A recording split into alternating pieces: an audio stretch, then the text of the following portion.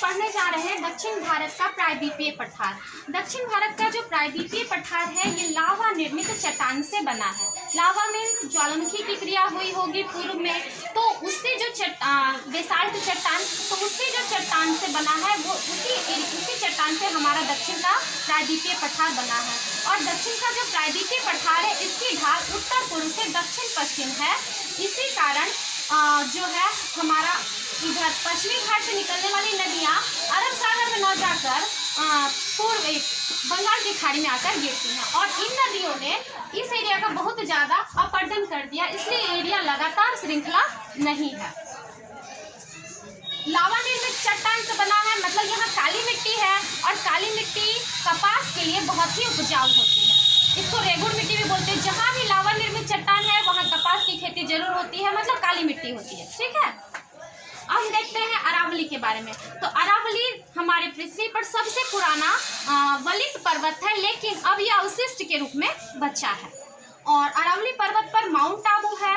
Mount Abu पे सबसे ऊंची चोटी गुरु शिखर है। गुरु शिखर की ऊंचाई 1727 मीटर है, गुरु शिखर की। और गुरु शिखर पर ही जैन का एक प्रसिद्ध मंदिर है, दिलवाड़ा का जैन मंदिर। दिलवाड़ा का जैन मंदिर गुरु शिखर पर अरावली में। उसके बाद हम देखते हैं विंध्य पर्वत। विंध्य पर्वत भारत को उत्तर भारत और दक्षिण भारत में बांट देती है।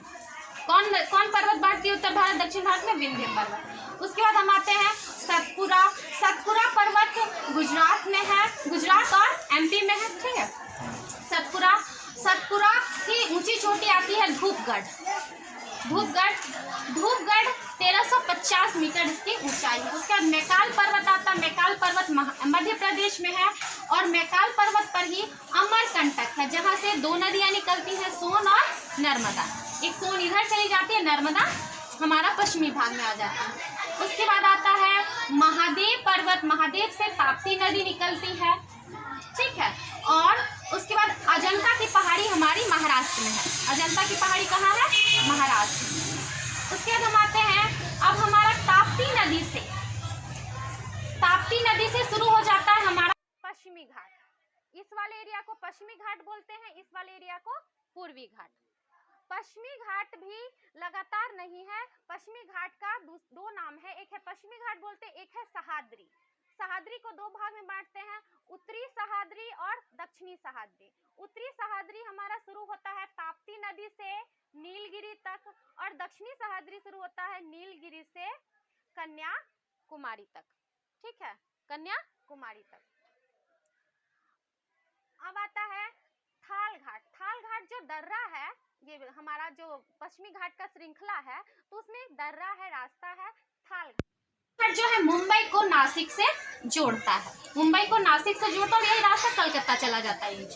उसके बाद फिर महाराष्ट्र में ही इसी पश्चिमी घाट पर ही कालसूबाई, सबसे ऊंची चोटी, महाराष्ट्र की सबसे ऊंची चोटी कौन है? कालसूबाई। कहाँ पे है? महाराष्ट्र में।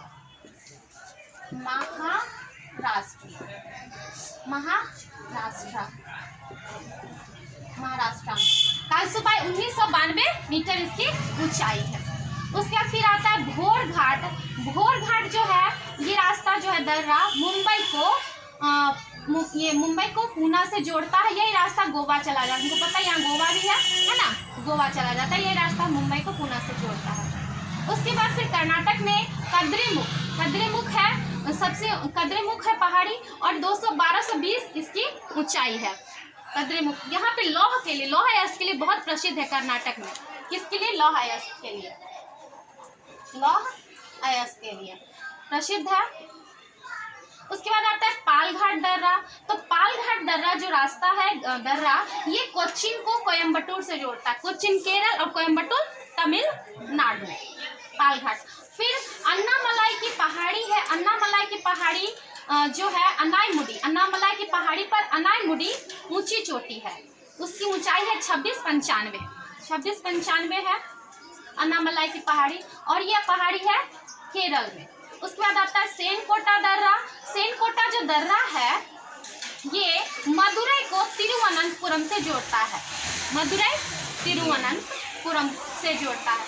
उसके बाद फिर नागरकोयल की पहाड़ी केरल में है, और या इलायची की पहाड़ी जिसको बोलते हैं वो तमिलनाडु राज्य में है। इलायची बहुत यहाँ होता है